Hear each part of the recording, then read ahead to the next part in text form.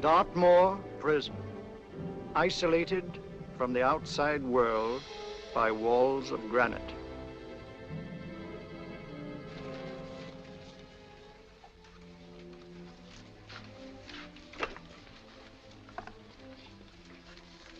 They say you could get out of here by merely telling what you know. You may or may not be another Scotland Yard bloke, but I'll give you the same answer I gave the others. I still have 2 years, 8 months, and 6 days left in which to make musical boxes. That'll be sold at auction for the benefit of this delightful sanctuary.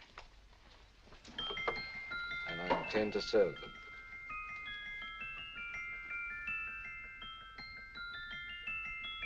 Move along.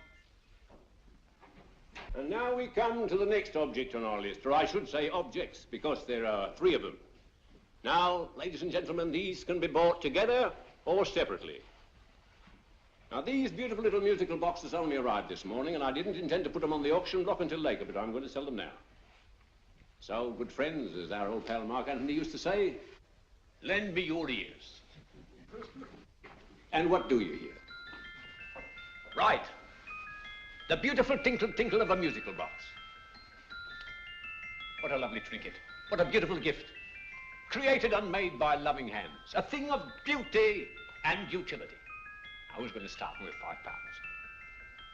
It's a bargain, £5. Do I see any hands? If there's a connoisseur in the house, will go £3 for it. £2. £1. 10 shillings. Thank you, sir. Ladies and gentlemen, 10 shillings is offered for a musical box you couldn't buy anywhere in London for less than £5. It'd be stealing to let it go for 10 shillings. Like taking milk from a baby. All right, we're selling for 10 shillings. 10 shillings, 10 shillings is offered, 10 shillings is offered, 10 shillings is offered. And anybody give him £1? Want to give him £1? I won't someone give me a pound. A pound, £1 is offered, £1 is offered, ladies and gentlemen, £1 is offered. It's against you, sir. Will you go to £2? We go to £2, sir. £2. £2 is offered. £2 is offered. Going once, twice, third and the last call. Sold to the gentleman for £2. Sorry, my dear. Now, ladies and gentlemen, comes the opportunity to purchase an exact duplicate of the beautiful little musical box just bought by this gentleman for the ridiculous low price of £2. Oh, it's exactly the same. Exactly the same. Made with the same hands. You hear that? Isn't that lovely? That tinkle, tinkle, tinkle, tinkle. Sounds like Bow Bells to me, you know, with little angels pulling on the ropes, eh? Who'll give me £2 for it? Who's starting with £2? Will anybody start with £2? Oh, come, ladies and gentlemen. You know, from your enthusiasm, we might all be in Scotland instead of London. Please buy it for me, Daddy. £2, certainly not. We all might be in Scotland. Besides, I don't like his manner. £1, 10 shillings. £1.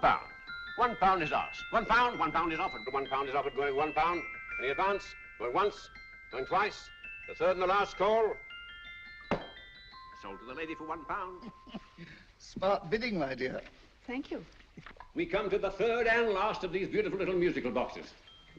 Exactly the same. Tinkle, tinkle. Isn't that lovely? Ladies and gentlemen, I don't bring you here to gull you and swindle you. This is the exact replica of those 2 I just sold before.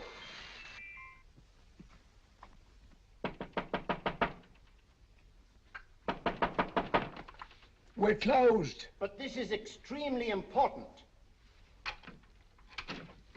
Come in, sir, come in. I'm sorry to disturb you, but I was unfortunately delayed from arriving in time to bid on certain articles which I was rather anxious to obtain. Oh, perhaps they weren't sold, sir. We are carrying several things over. What might the articles be, sir? 3 identical musical boxes, about so large. Oh, I'm sorry, sir, but they were sold. Pity you weren't here to bid on them. They didn't bring anything like the real value. I'm most anxious to obtain them. I wonder if your records would show who the purchasers were. Oh, we don't usually give out that information, sir. For certain, shall we say, sentimental reasons, I'm most anxious to get in touch with the purchasers. I'd be willing to pay, shall we say, £5. Well, for certain sentimental reasons, sir, we'd be very happy to oblige. Alfred, today's sales. The 3 musical boxes. Musical boxes, oh. Ah, here we are. The first purchase for £2 from Mr. Julian Emery, 52 Portman Square. Write these addresses down, Alfred. Yes, sir. Second didn't leave any name. Oh, how unfortunate. I think she's a dealer. You see, they don't like us to know where the things are going. On account of the profits. You say the second purchaser was a woman. Can you give me a description of her? Oh, she was a young woman. Fairly tall, slender. She had a light complexion and dark hair, and she was wearing A grey suit, don't you remember? That's right. She probably runs a gift shop. She paid £1. You say she comes here fairly frequently? No, I didn't say so. But she does, sir. Like as not, she'll come in on Thursday. We have sales on Mondays and Thursdays. Oh. And the third box? The third? Oh, Mr. William Kilgore, 143B Hampton Way. For 10 shillings. Quite a drop from £2. Mr. Kilgore was a Scotchman. Oh. Well, thank you. You've been most helpful. Oh, thank you, sir. And any time you're passing, dropping, we always have lovely things for sale. Our card, sir? Thank you. I'll be back Thursday.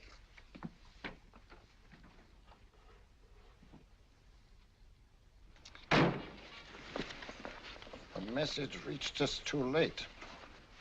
Musical boxes are being sold.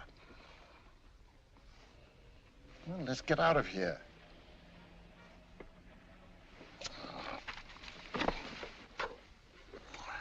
Someday you'll go too far. Reaching for a star, you fool. Yet a fool may touch a star, Colonel Cavanaugh, if he but reach high enough. But not possess it as you would. The musical boxes, they're being sold. What a pity for you, my dear Colonel. Is it my fault that the message reached us only an hour ago? Is it my fault that they were sold? You can't hold me responsible for that. Hope for your sake you're right.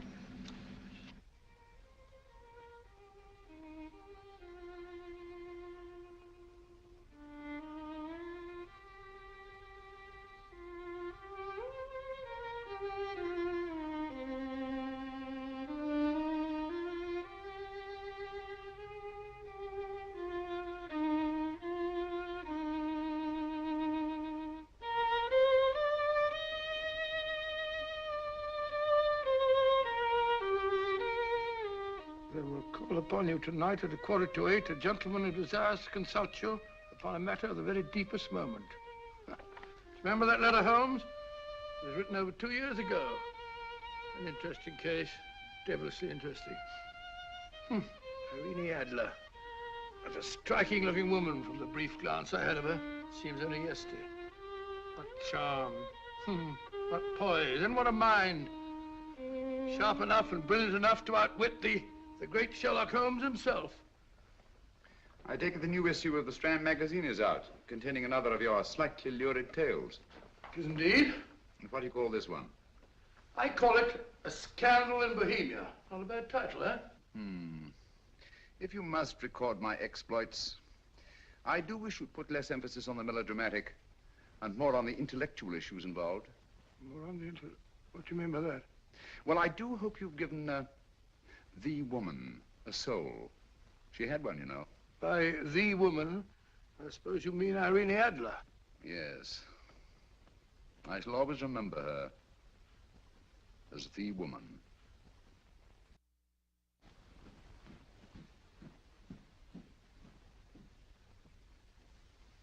Come in. I think. That's him, old boy. How are you? How are you, old boy? I haven't seen you for years. I want you to meet my old friend Sherlock Holmes. Holmes, this is Stinky. In other words, Julian Emery. How do you do, Mr. Emery? Watson has often spoken of you. Oh, has he? Yes, we were at school together. Yes, more years ago than I care to remember, but you didn't come in here just to remind me of that. No, I just happened to be in the neighborhood and saw your lights burning, so I took the liberty of looking you up. Still writing your mystery stuff? Here's there's a new one out this week. Good, I never miss them. Oh, good, thanks. I say that bandage makes you look very interesting. Still poking your nose into other people's business as usual? Who hit you? I haven't the foggiest notion. Somebody knocked me on the head in my own living room and then proceeded to commit the most idiotic burglary you ever heard of. Fellow must have been balmy as a coot. Balmy? Why? Come sit down, old boy. Thanks. You like a cup of tea? What? Oh, all right. I'll go and tell Mrs. Hudson about it. Yeah. Why do you say the robbery was idiotic, Mr. Emery? Oh, simply from the fact that with about £5,000 worth of musical boxes in my living room, the thief, who I caught in the act, made off with one that isn't even worth £5. I gather you're a collector of musical boxes. Yes, I am indeed. Some of them are very beautiful, but not the one that was stolen. The thief evidently grabbed the first thing that came to his hand when he heard me coming into the room. Still, it's rather odd, isn't it, that having disposed of you, he didn't pick up something more valuable. Mm-hmm. Was there anything unusual about the stolen box? No, nothing at all. No, I picked it up in the south of France, several years ago. You say you have many valuable music boxes, and yet the thief made off with one that isn't worth £5. Sounds like rather an intriguing little problem. Yes, well, I take it that he was just an ordinary petty thief and didn't know the value. That is a possible explanation, and yet I venture to say that the average petty thief has a more extensive knowledge of the value of object d'art than the average collector. Well, anyway, that's Scotland Yard's theory. They didn't get very excited about it. That's consistent anyway. I wonder if I might see your collection, Mr. Emery. Oh, of course you could, yes. Nothing a collector likes more than showing off his trophies. When would it suit you? No time like the present. Good. My place is just round in Portman Square. Shall we? Yes, right. Hello? Where are you going? Stinky hasn't had his tea yet. Oh, I'm sorry. We're going round to my place, where I'm going to give you something better than tea. Now, this one was made for Louis XV, and is one of the very few still in existence from that period. And a particularly fine specimen at that. Charming, isn't it? Quite. They all sound to me like a lot of mice running about on a tin roof. I'm afraid you have no ear for music, Watson. Give me a good old band playing a rousing march. You'll have all your silly little tweets.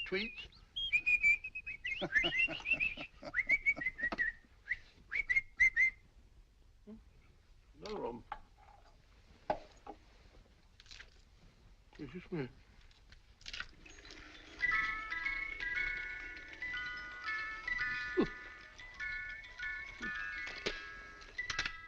Stupid thing. Singing rabbit. What would you say offhand is the value of a box like that, Mr. Emery? Well, it's hard to say offhand, but I think we'll bring about £500 or £600 today. It's the gem of my collection. Yet a thief who steals an oddity like a musical box passes up one worth £500 for one of almost no value at all. Odd. Very odd. What was the stolen box like, Mr. Emery? Oh, just a plain wooden box about so big. Mm-hmm. As a matter of fact, I have one over here almost exactly like it. I picked this up yesterday at an auction room in Knightsbridge. Paid only £2 for it. Of course, I wouldn't in the ordinary way add one like this to my collection, but the tune intrigued me. I'd never heard it before.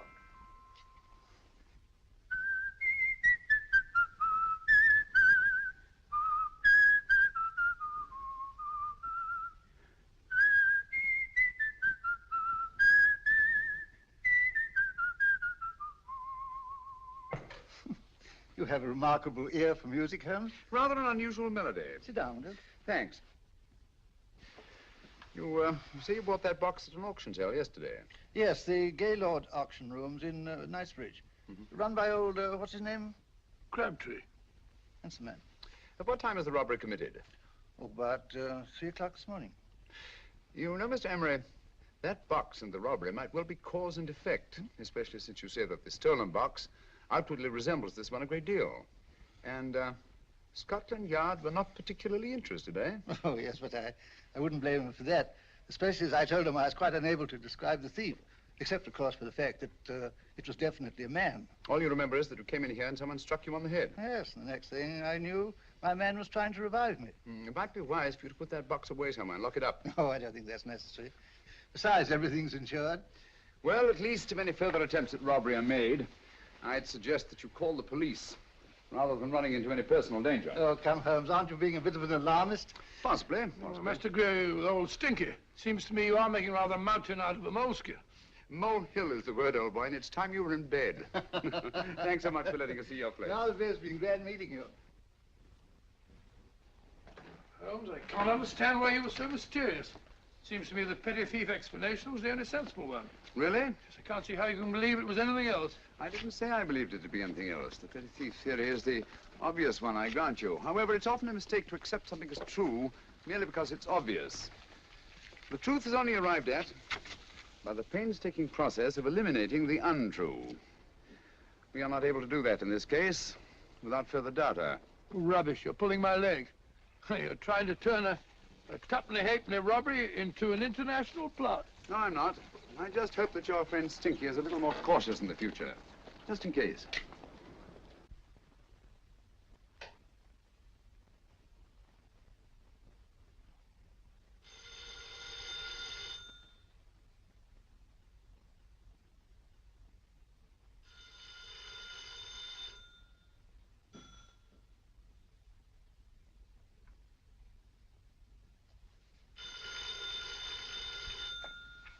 Yeah?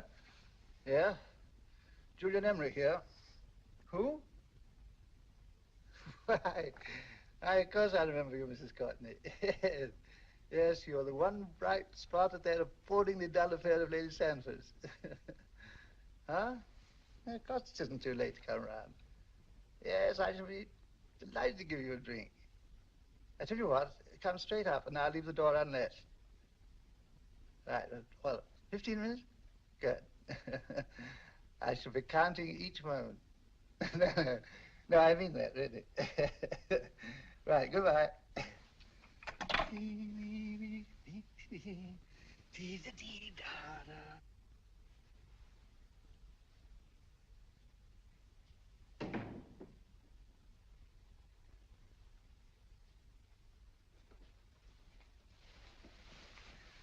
Boo! Oh, you startled me. Did I? Yes. Must be the pixie in me. I know I shouldn't have called you so late, but I was at a party just around the corner, and I remembered your invitation to see your collection of musical boxes. My dear Mrs. Courtney, pleasure is all the greater for being so unexpected. My friends call me Hilda. Thanks. Mine call me Stinky. Stinky, how quaint. Oh, what a perfectly wonderful collection of musical boxes. You know, when you told me you had a collection, I had no idea it was so attractive. Yes. They appeal to the ear as well as to the eye. Oh, what a plain little one. Why, it looks just like a country cousin amid all this grandeur. No. You mustn't underestimate the country cousin. Only last night a burglar broke in here, and with all these to choose from, went off with one very much like it. Really? Yes, I don't mind the loss of the box so much, but I do resent this crack on the skull. But it makes you look so interesting. Oh, do you think so? Uh-huh. It's funny, that's what old Fatso said. Fatso? I mean, Dr. Watson. He was here this evening with a friend, a Mr. Holmes. He's interested in my collection, too. Sherlock Holmes? Yes. Do you know him? I've heard of him. Yes, he seems to think I'm in some sort of danger. What a haunting tune. It takes me right back to my childhood. Really? Do you know, it's odd that you should be interested in that particular musical box. Odd? Why? Because Mr. Holmes is also interested in it. He may have been more interested in the tune than in the box. My dear, yes, that's right. I remember now. He whistled it note for note, having heard it only once. Really? He must be a remarkable man. Bit of an alarmist, if you ask me. Don't you believe in warnings? Of course not. Who'd want a box like that? I would. You're not serious. Oh, but I am. Well, you put me in a very awkward position. I'm a collector, you know. And the collector buys but never sells. But if the price were high enough... Price has nothing to do with it. It's the principle of the thing. Yes, well, we haven't had our drink. No, thanks. I must be getting along. Must you really? I'm afraid so. You're not walking out on me, are you? My reputation, Stinky. I say, you know, you are an attractive woman. Thanks.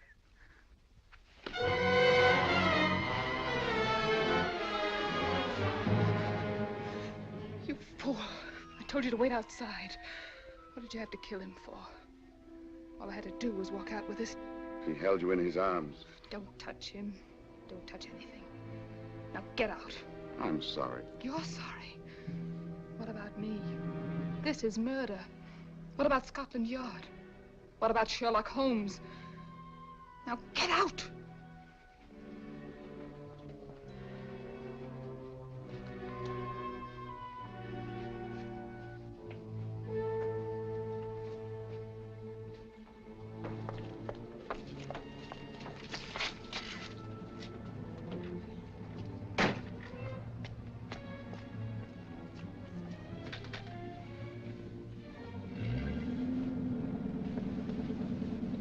Did you get it? Good. Did you have any trouble with him? Just a matter of murder.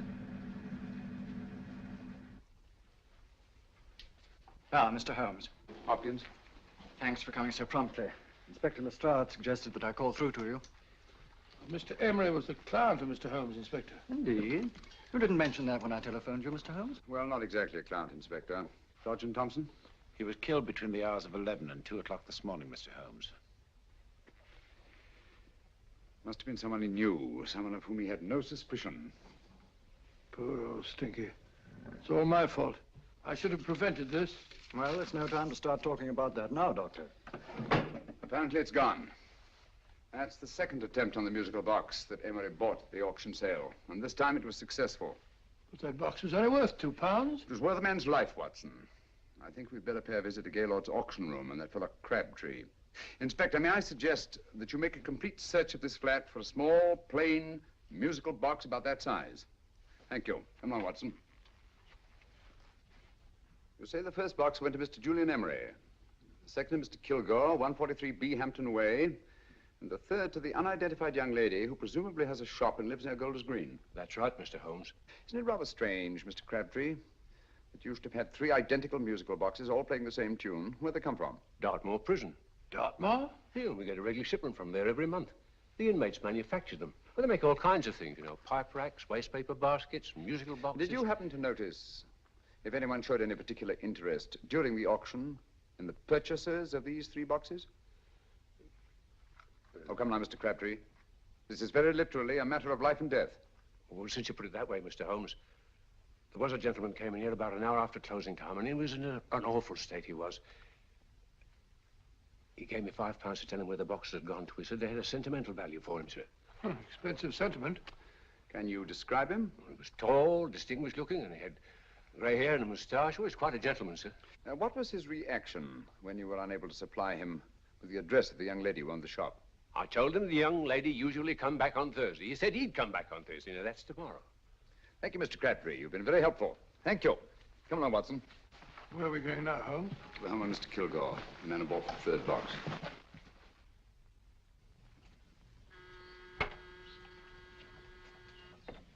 But hang it all, Holmes, how do you know those other 2 musical boxes are of any importance? I don't, but I certainly have no intention of waiting until the owners are murdered to find out. No one at home. I hope that's the explanation. I'll have a look through this window.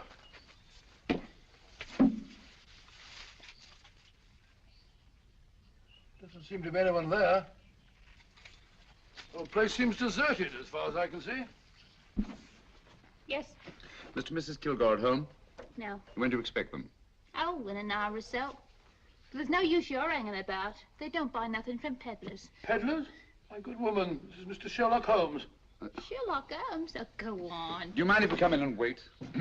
My business is rather urgent. Well, I've got to go out and do my shopping.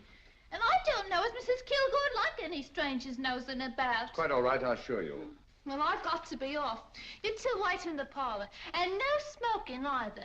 Mrs. Kilgore says it smells up the house. Funny old girl, Holmes.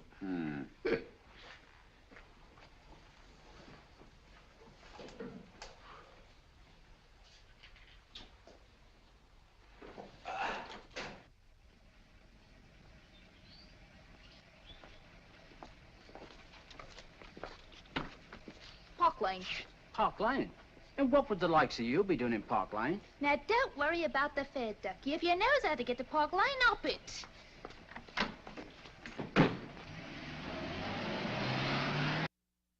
You know, Holmes, I've been thinking. There must have been something hidden in that box of old Stinky's. Stolen jewelry, possibly. What's up, Holmes? Listen. What's just the steam in the water pipes?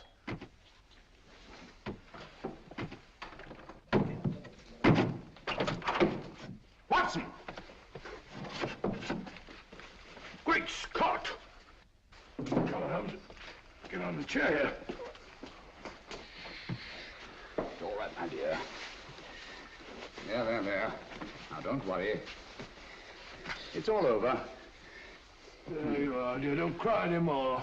She tied me up and shut me in the cupboard. I know. She won't come back. Did you show her your new musical box? Yes, she said she wanted to hear it play, and as soon as I showed it to her, she grabbed hold of No, I me. know. Now, don't worry. We'll buy you a new musical box. Yes, my dear, the best one in London. Watson. Oh, what a fool I've been. What do you mean, Holmes? She took the musical box out of this house in that market basket, right under our very noses. Why could the Kilgore charwoman want to take the music box? She isn't the Kilgore charwoman. She's a consummate actress. An extremely clever, unscrupulous woman who will stop at nothing. Take care of the child, will you, Wolfella, till our parents get back. Explain everything to them. Of course I will. But, Holmes, where are you going? Somewhere, somehow, I must get to the young lady who bought that third musical box before our opponents find her. I only hope that I won't be too late. Oh, no. No, darling, you mustn't cry anymore. Now, cheer up. Would you like to hear old Uncle make a noise like a duck?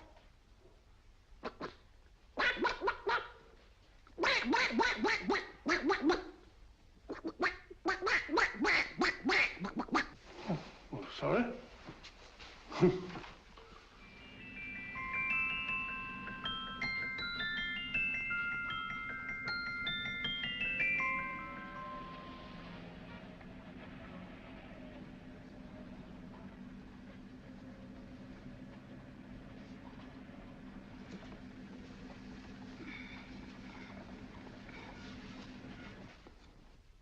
Now, ladies and gentlemen, how much am I offered for this beautiful lace Dresden china figurine?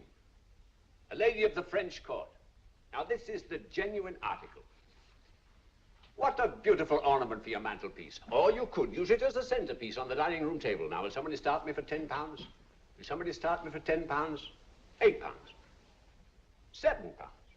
All right, £5 is offered, £5 is offered, £5 is offered, £5.10, £5.15, £5.15. £6 is offered, £6, going once, going twice, the third and the last call. Have you all done? Sold to the lady from Twickenham for £6. Next, we have a real museum piece, ladies and gentlemen. A fine 19th century doll. The costume an exact replica of the holiday clothes worn by the Hungarian peasant women. Now, ladies and gentlemen, an article like this would cost you from £15 to £20 in a West End shop. I'm not going to ask for anything like that. Who'll give me £2 for it? £2. Anybody offer me £2? £2 for the area? £2? £1. What? Anybody give me £1? Anybody offer me £1 for the doll? £1 is offered, ladies and gentlemen. £1 is offered. Now, I'm not going to waste your valuable time or mine in trying to get one half of what this beautiful doll is worth. If the young lady can steal it for £1, that's her good fortune. So it's going once, it's going twice, the third and last call. Any more? Sold to the young lady for £1. And now, ladies and gentlemen, may I draw your attention to something which may be a great surprise to you, worthy of any collection. The only other one like it is in the British Museum. It's a Ming vase of the 7th dynasty. This vase lay in a large collection somewhere outside Rome for over 2 centuries, I understand. It was discovered there by the noted antiquarian, Sir Andrew Coppleston. Now, some of you may remember Sir Andrew Coppleston. Besides being a noted traveler and antiquarian, he's also a gentleman rider.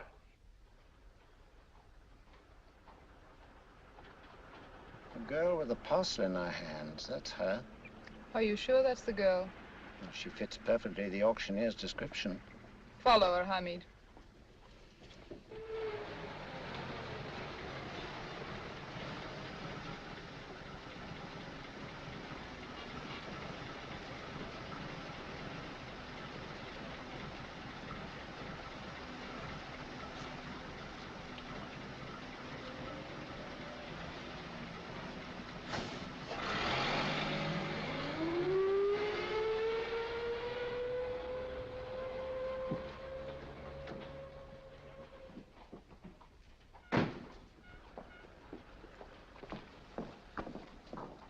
It's lovely, dear. And only £1.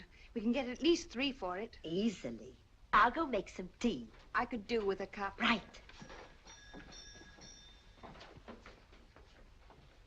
Good afternoon. Good afternoon. I'm looking for a birthday gift for a 7-year-old girl. What would you suggest? We have some lovely dolls. Now, this Hungarian I think peasant- she has enough dolls already. Books are always welcome.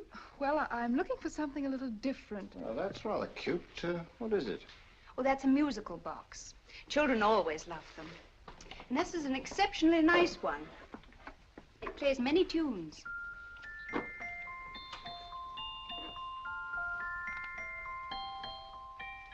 Have you any others? Yes. If you'll just step this way.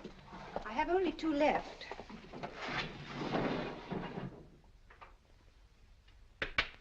How nice.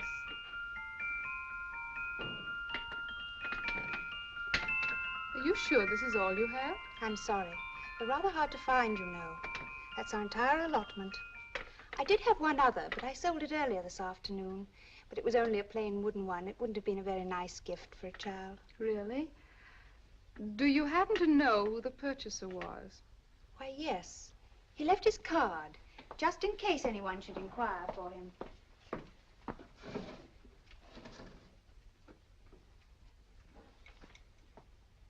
How interesting. I'm sorry, but I'm afraid I'll have to look a bit further. Thank you anyway. Good afternoon. Thank you.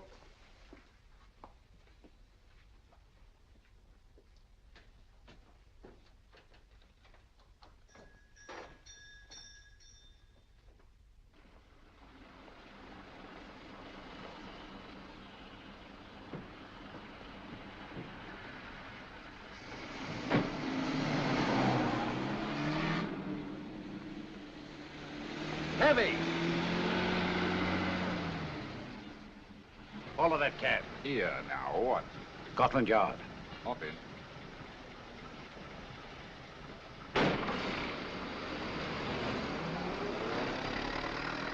Sherlock Holmes. I might have known.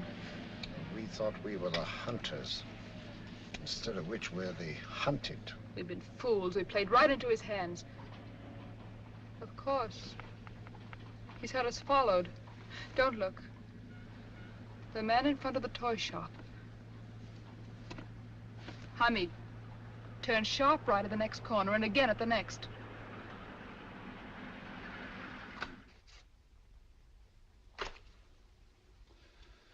No photograph of her, Commissioner, as I expected. She's not a known criminal. But how do you expect to know if you do find her? After all, she was disguised as a charwoman. Don't worry, old fellow. If I ever see her again, I'll recognize her. Well, it won't be long till we know who they are and from where they operate. Who's covering them? Sergeant Thompson's following them, sir. They won't get away from him. He's a good man. We could have arrested them at Clifford's toy shop if we had any proof. But we know that they killed Emery. Proof, my dear fellow. We must have proof. We have x-rayed it, sir. There's nothing whatever concealed in the box. We'll have a look at the plates.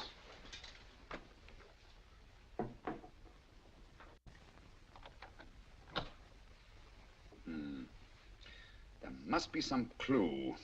And it's probably so obvious that we've all overlooked it. Seems to me we're up against a bunch of lunatics. Not lunatics, my dear fellow. Extremely astute, cold-blooded murderers. What can these little musical boxes have in them that's so important? Don't forget, they were made in Dartmoor prison. You can smuggle stuff into prison, but not out.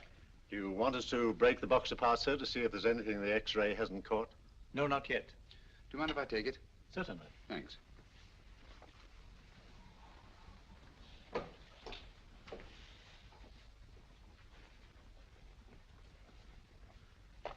The governor of Dartmoor Prison informed us, sir, in answer to Mr. Holmes' question, that all 3 musical boxes were made by the same convict, John Davidson, serving a 7-year term, sir. Davidson? The Bank of England plates. That'll be all. Yes, sir. Now we're getting somewhere. Wait a minute. How did you know about the plates, Mr. Holmes? I'm a student of crime, Inspector. I make it my business to know about such things. And when the name of Davidson was mentioned... Well, who is this fellow Davidson? As long as Mr. Holmes seems to know all about it already, I suppose there's no harm in telling you. 2 years ago in London, there occurred a robbery of such tremendous importance, although the stolen articles themselves have no intrinsic value whatsoever, that the Home Secretary was instrumental in seeing that not a word of it appeared in any newspaper. But you never told me anything about this, Holmes. You were away at the time. Articles of no intrinsic value and yet of such importance? I don't understand. Davidson was apprehended within 15 minutes of committing the theft. But by that time, he'd hidden the articles in question and they've yet to be found. Before going further, Dr. Watson, I must inform you that this matter's not to be mentioned outside of this room. Of course not. Do I look like a man who'd gossip? Let's not go into that now, old fellow, shall we? Davidson had been employed for years in a position of extreme trust by the engravings department of the Bank of England. The articles he stole were nothing less than a complete duplicate set of plates for printing £5 notes. What? The Bank of England's own plates? Precisely. And with those plates, a gang of crooks could flood England with £5 notes, not forged in the usual sense of the word, but notes undetectable from genuine Bank of England notes in any way whatsoever. Good heavens. Any whisper at all might have resulted in enormous damage in shaking public confidence in the Treasury. We tried everything after we arrested Davidson. Offered him a shorter sentence if he'd tell us where he'd hidden the plates. Why, we even put in Scotland Yard men with him as cellmates, but no results.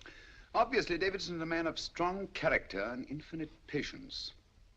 Yet suddenly he feels impelled to smuggle out the secret of the hiding place of the plates to his confederates. Why? I don't understand, Mr. Holmes. Well, for example, has the Bank of England made any plans to radically change the design of the £5 note so that in, say, 7 years from now, notes made from the stolen plates would be worthless? Confidentially, Mr. Holmes, such a move was discussed. But replacing all the £5 notes in circulation would be such a Herculean task that nothing's been done about it as yet. I see. Of course, there is another possible explanation.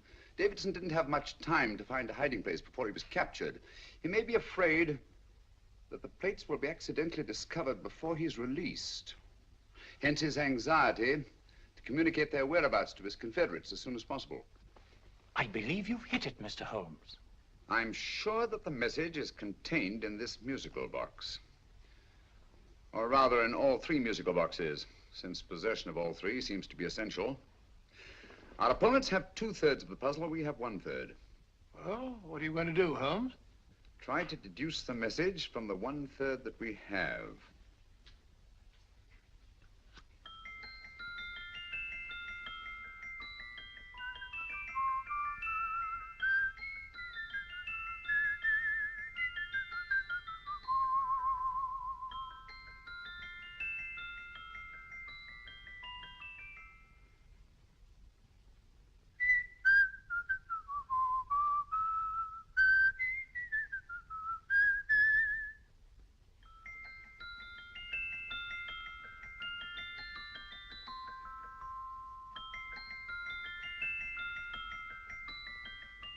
It's the same tune as the one played by Emery's musical box. And yet it's different. Sounds the same to me. The tune. Somehow the tune is the key to the mystery. It must be the tune. Otherwise, why use 3 musical boxes to convey the message? Why not collar boxes or shoe boxes? Yes? Oh. It's for you, Inspector. Oh, thank you, sir. Inspector Hopkins speaking. What? Where? Golders Green Station reports they've just found Sergeant Thompson's body. From the tire marks on his clothes, he was apparently run over by a taxi. What an unfortunate accident. Not an accident, my dear fellow. I'm afraid it's murder. Oh, you never know just who you're going to meet when you're walking down a busy London street. Mrs. Hawkins, Mrs. Brown, any subject of the crowd. Oh, you never know just who you're going to meet. So you better hold your topper in your hand, just in case you meet a lady on the strand. Girls will think you're kind of sweet, and your day will be complete. Oh, you never know just who you're going to meet. Now a gentleman is judged by his appearance. Yes, a gentleman is judged by how he talks. Now he's much better off when he's acting like a toff, especially if he's taking him a walk. What on earth is this outlandish place? A rendezvous for actors. Actors? Buskers, old boy.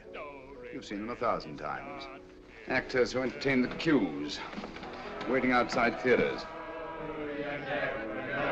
Who you're going to meet when you're walking down a busy London street. So you better wear your best velvet ties to look your best, 'cause you never know just who you're going to meet. So you better keep your manners right in view, just in case a lion gives a how'd you do.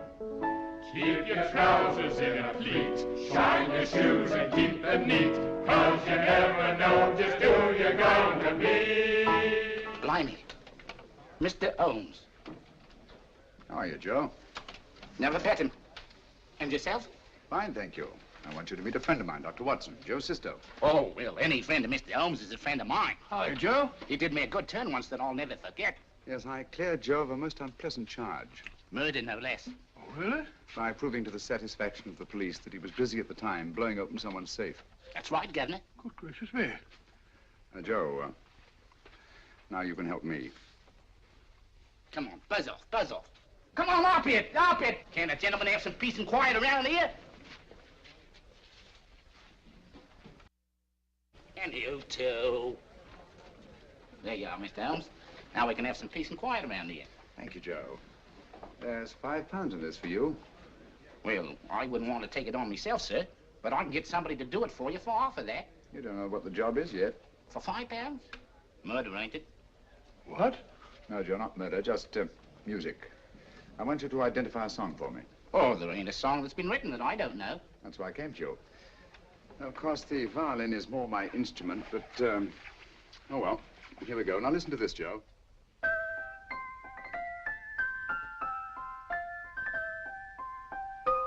Wait a minute. You're playing that wrong. That should be E natural, not E flat.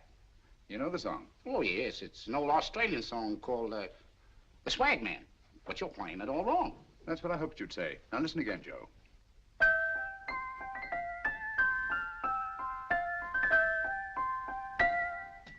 That's the same tune, all right. But you're making different mistakes than you did the first time. No, not mistakes, Joe. Call them variations. Here, play the song for me, will you, the way it's written.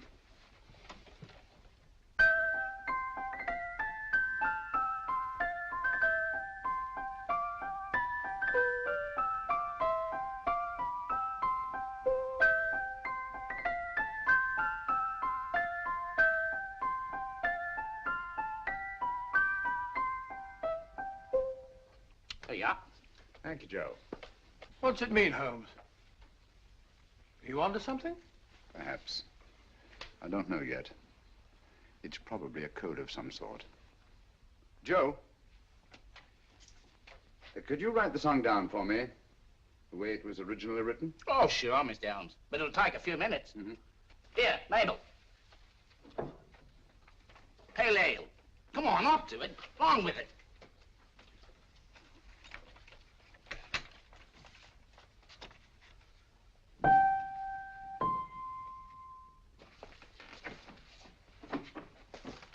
Well, obviously it isn't the lyrics. No combination of those words made any sense at all. The variations in the way Emery's musical box played the tune are different from the variations in the one we have. You sure? Quite. You see, I took the trouble to memorize the tune as played by Emery's box that night we were with him in his flat. Holmes, you amaze me. Elementary, my dear fellow. One of the first principles in solving crime is never to disregard anything, no matter how trivial. But why were 3 boxes? Why not 1? Because the message was obviously too long to be conveyed by any one variation. Then there's the 3rd box, the one that woman took from the Kilgores. That contains yet another set of variations. Yes, well, it's all beyond me. Well, all we have to do now is to find the secret of the variations. Not a very easy problem to solve, my dear fellow.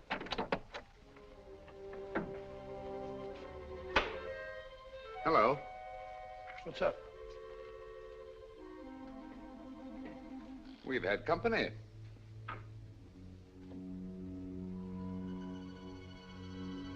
I say, this is outrageous.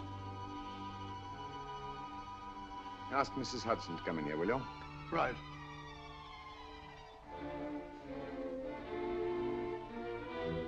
Hudson? Yes? Oh, there you are. Will you come up here at once, please? Oh, coming, sir.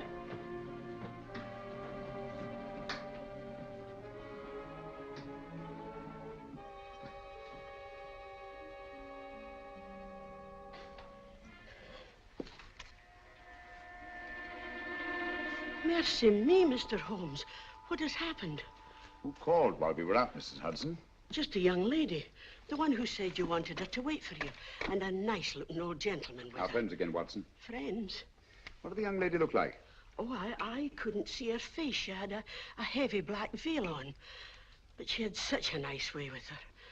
Oh, I'm sorry, Mr. Holmes, if I've done anything wrong. But you did say I should always let clients come in and wait for you. Don't worry, Mrs. Hudson, don't worry. You had no way of knowing. It's quite all right, quite all right. Now, don't worry, Mrs. Hudson. Don't worry. Well, where on earth's the musical box? They didn't get it. Didn't get it? Where is it? It's in your hand. Huh? In that biscuit jar. Take the biscuits off the top. Now put your hand inside, and you'll find the music box. Well done, Holmes. Well done. Amazing.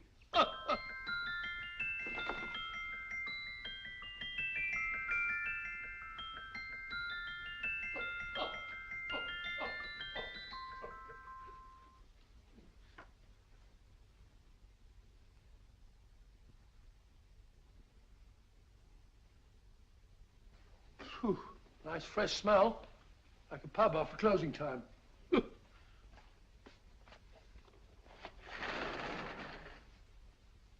I say, Holmes. What? It's morning. Allow me to congratulate you on a brilliant bit of deduction.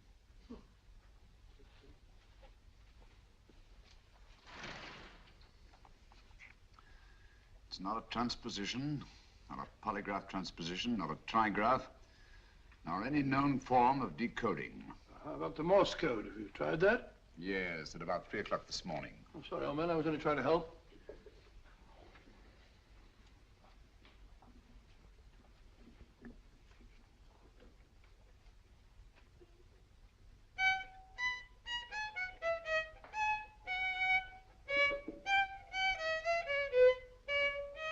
Oh, do me a favor.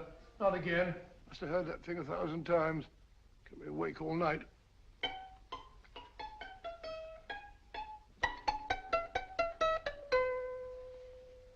Not a very distinguished composition, I grant you. You know perfectly well I don't know one tune from the other. When I was a kid, my people tried to have me taught the piano. I've always felt sorry for that old teacher of mine. The poor old girl finally reached the point of numbering the keys for me. 1, 2, 3, 4. Even then, I never progressed beyond... Numbering the keys, Watson. The 19th key of the keyboard is the 19th letter of the alphabet. S. Here. Write it down when I give it to you, old fellow, will you? The first altered note. Write S first. Now, the 8th key is H. The 5th key, E. The 12th key, L. The 6th key, F. S-H-E-L-F. Shelf. Your piano lessons were not in vain, old fellow. You've solved it. Thank you. Thanks, old bean. Hold it. We now have 2/3 of the message. Behind books, third shelf, secretary, Dr. S. Presumably, these are the first and second portions of the message. And this gang has the first and third parts of it. Precisely. Then it's a stalemate? Yes, Commissioner, but we can't leave it like that. There's no doubt in my mind that they'll try to secure our third of the message that's missing. Well, I assume you've taken every precaution to guard the Clifford music box. Oh, yes, it's carefully hidden at Baker Street with Dr. Watson on guard. However, I'm reasonably certain that, difficult as it may be, we can find the plates even without the missing part of the message. Behind books, third shelf, secretary, Dr. S. Well, outside of the fact that Davidson hid the Bank of England plate somewhere in London, Mr. Holmes, I don't see that we've progressed at all. Allow me to point out to you, sir, the key words Dr. S. It looks as if the plates were hidden in the house of the doctor. Whether S stands for his first or last initial remains to be determined by a process of elimination. Well, there must be 10,000 doctors in London with S for a first or last initial. Precisely. And every one of them will have to be questioned in person. That's why I say this is a task for Scotland Yard. It's a task, all right. But Scotland Yard has searched worse haystacks and found the needle. Well, for the time being, I'll leave the matter in your hands, gentlemen. We'll call you if and when we get a lead on our mysterious Dr. S. Thank you. In the meantime, I intend to follow up a little clue concerning a cigarette.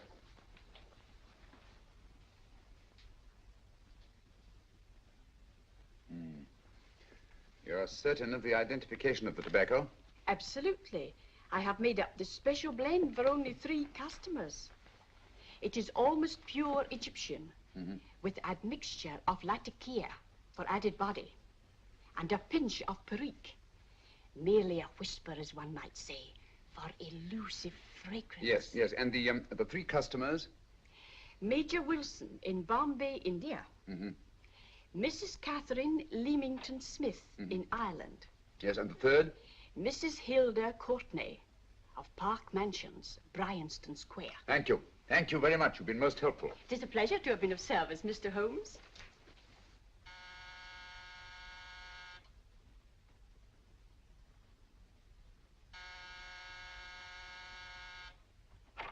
Yes? Mrs. Courtney? Yes. My name is Sherlock Holmes. Oh, do come in. Thank you. I've heard of you, of course, Mr. Holmes. I believe we have a mutual friend in Sir Edward Brookdale. He's spoken to me of you quite often. Indeed. And to what good fortune am I indebted for this visit? I think you know Mrs. Courtney. Well, I did get a summons for speeding last week, but outside of that, I don't think I'm of any interest to the police. Oh, come now, Mrs. Courtney. You seem to forget that you and I have met before. I'm sorry. I'm sure I would have remembered meeting the great Sherlock Holmes. Please sit down. Thank you. You say we met before. Yes. At the home of Mr. and Mrs. Kilgore, 143B Hampton Road. Kilgore? I don't think I know anyone of that name. Well, I didn't say you knew them. As a matter of fact, you called on them when they were out. I don't understand, Mr. Holmes. Really? And you were dressed rather differently. Indeed. Cigarette? Thank you.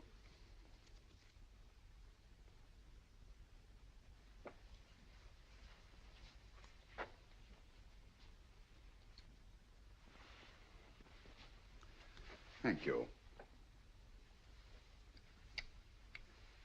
You know, Mrs. Courtney, people generally forget, in assuming a disguise, that the shape of the ear is an almost infallible means of recognition and identification to the trained eye. Evidently, you've mistaken me for someone else. Oh, no, not at all. Though naturally, I expected your denial. But when you paid your visit to my rooms at Baker Street, you carelessly left behind another identification. They're, identical, aren't they? Yes, I must admit they are. You see, Mr. Holmes, to catch one as clever as you, I had to use a very special lure. I knew you'd be unable to resist the bait of my cigarette, having read with great interest your monograph on the ashes of 140 different varieties of tobacco. I should advise you not to move, Mr. Holmes. I must congratulate you on your ingenuity, Mrs. Courtney. It was indeed a brilliantly designed trap. Thank you, Mr. Holmes. Praise from a master is indeed gratifying. I shall always cherish the memory of your flattering words. Memory? Precisely. I'm afraid these gentlemen have a most regrettable task to perform. Unless, of course, you care to turn over the missing musical box with your pledge to take no action against us in the future. I'm afraid that will be impossible. I thought that would be your answer. Hamid! Careful! Careful. There's no need to be unnecessarily rough with our distinguished guest. You realize, Mr. Holmes, that your demise will not take place here. The corpus delicti, you know. Well, naturally. Shall we go? It so fearfully awkward having a dead body lying about. Don't you agree, Mr. Holmes? Another dead body shouldn't weigh too heavily on your conscience, Mrs. Courtney.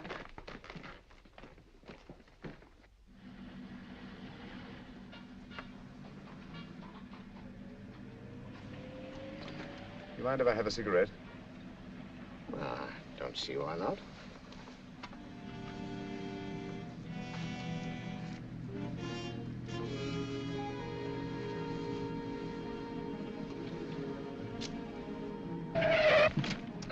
Be careful, Hamid.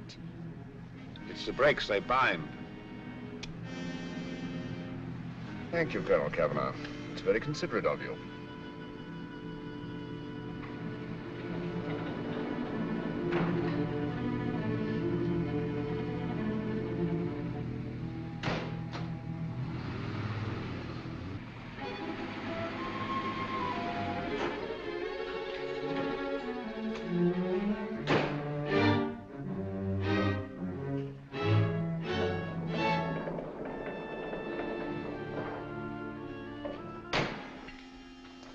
You'll be happy to know, Mr. Holmes, that your death will be a painless one. Hamid, attach this to the motor of the taxi. That little attachment, my dear Mr. Holmes, contains the deadly fluid known as monosulfide. The Germans use it with gratifying results in removing their undesirables.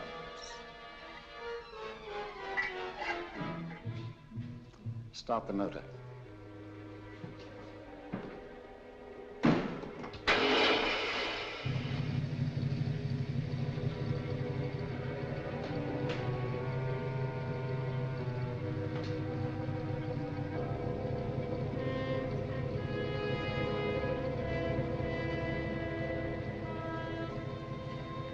Tape his mouth.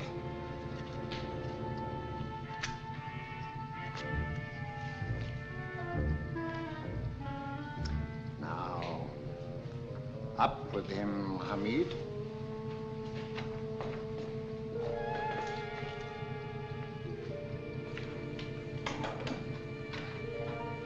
You find yourself like Muhammad's coffin, Mr. Holmes, suspended between heaven and earth.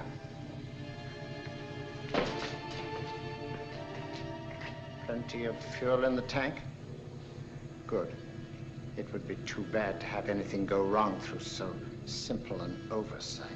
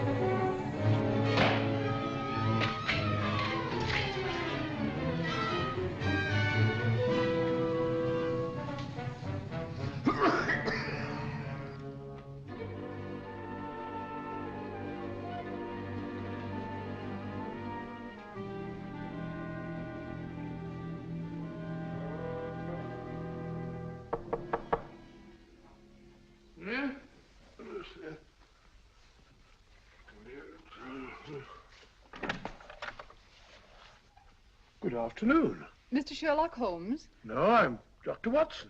Oh, of course, Dr. Watson. How stupid of me. Oh, so this is stupid of me.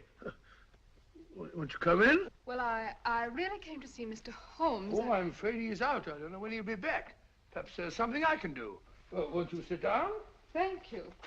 You know, Sherlock Holmes and I have been engaged on a great many cases. Oh, really? Yes, indeed. Well, as a matter of fact, this very moment we're involved in one of the most baffling...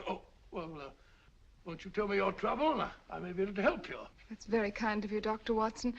Perhaps if I wouldn't be imposing too much. Imposing? Oh, there's no imposition. No imposition at all. A pleasure, I assure you. Now, tell me all about it, Miss Williams. Mrs. Williams. I live in Surrey, Dr. Watson, and I've come up to London in sheer desperation. My only sister has disappeared, and the local police seem utterly unable to find her. Well, Holmes and I solved a case exactly like that once. Very interesting, as far as I remember. I call it the adventure of the solitary cyclist. Oh, sorry. Now I come to think of it, it wasn't so very similar. Entirely different. I don't think what I was saying. Where were we? She's only 17, Dr. Watson, and until she disappeared last Thursday, she seemed to be in the best of spirits. Possibly a romantic entanglement? Oh, no, nothing of the sort. She left no note, didn't even pack a bag, no explanation. She just started to walk to the village from our house in broad daylight and simply vanished from the face of the earth. Oh, there. Might I have a glass of water? Please, glass of water. Have one minute.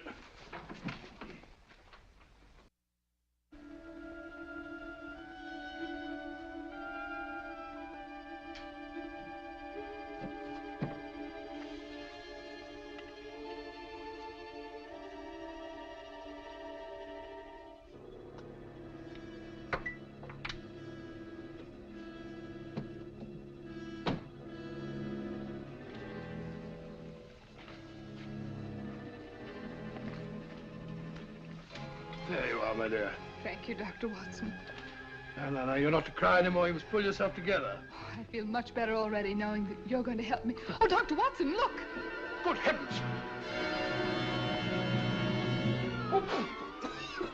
Get through the fire brigade, quickly!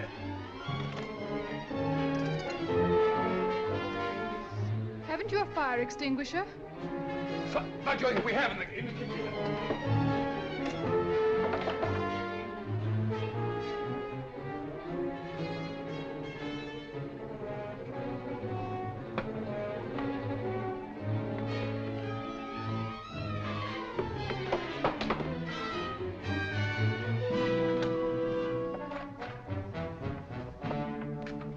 Don't you worry, Miss Williams. We'll have this thing out in no time.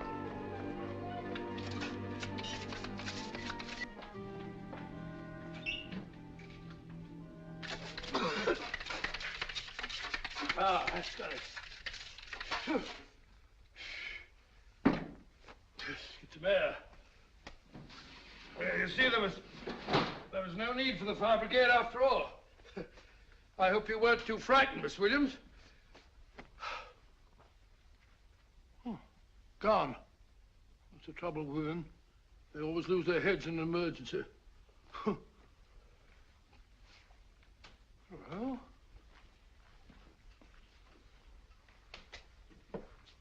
a musical box.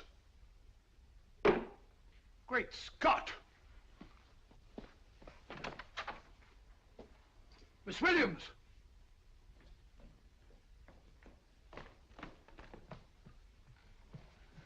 Well? Good. And Holmes? By now, Mr. Holmes has no doubt exchanged his violin for a harp. Always assuming that heaven is his destination. And now that we have the missing musical box.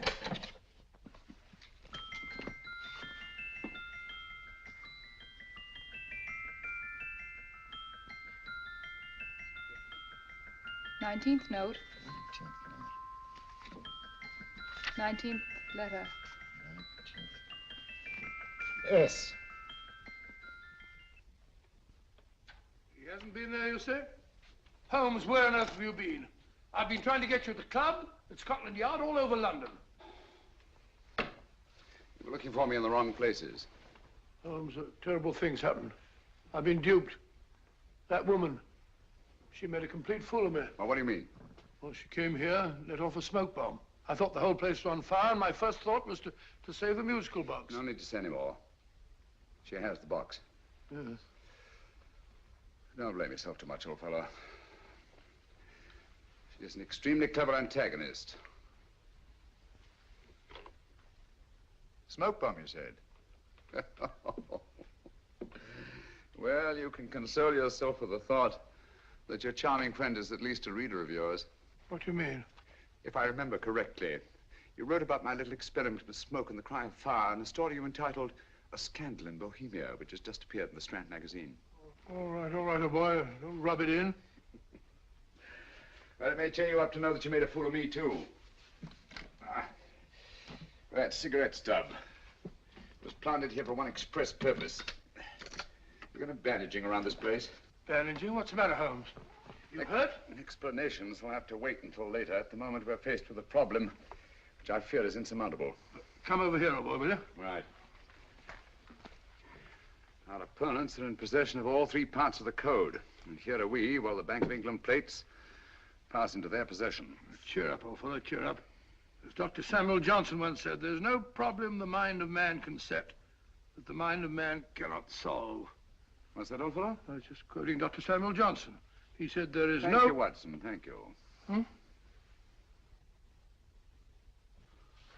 Leaving the front reception room, we come into the main hall, where Dr. Johnson was in the habit of passing through to have his meager meals in the dining room opposite, in company with his friend and biographer, James Boswell. We will now pass up the stairway, which remains in its natural wood finish, just as it was when the good doctor was here. The framed etching on the wall is believed to have been presented to Dr. Johnson by the distinguished painter, Sir Joshua Reynolds. I've been told here that picture was given in by Mrs. Thrale, and it's definitely not a Reynolds. Is that important, my dear? Oh, I'm sorry. This way, ladies and gentlemen, please, this way. Move along, children, move along. The secretary's not on this floor. Patience, Hamid. I've a feeling My that... dear Colonel, with Sherlock Holmes out of the way, what could go wrong?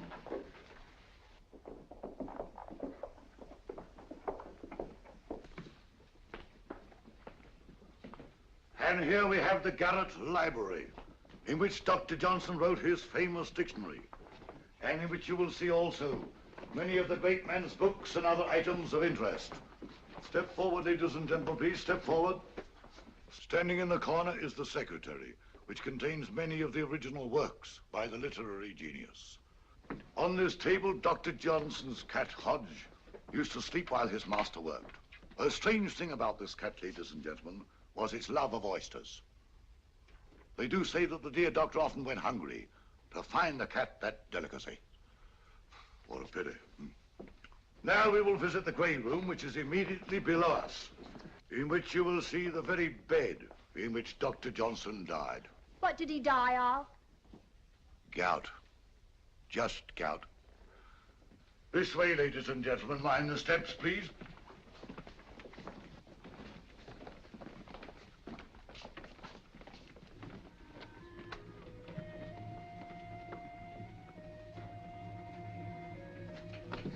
Your keys.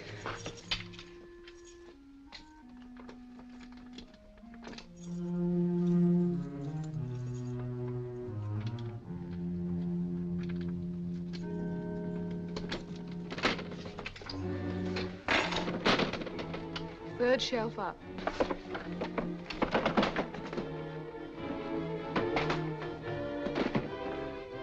The knife.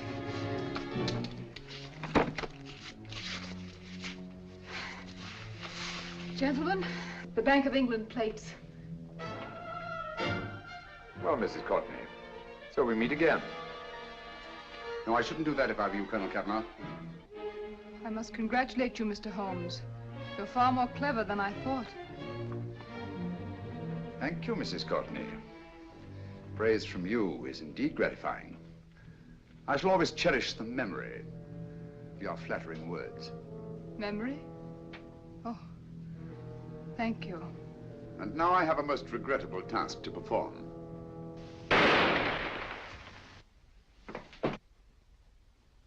Holmes! Coming, Holmes! Holmes, you all right? Perfectly, thank you, old fellow, but I think this gentleman on the floor requires some medical attention. We must see that he looks his best, you know, when he's hanged. Take them in charge.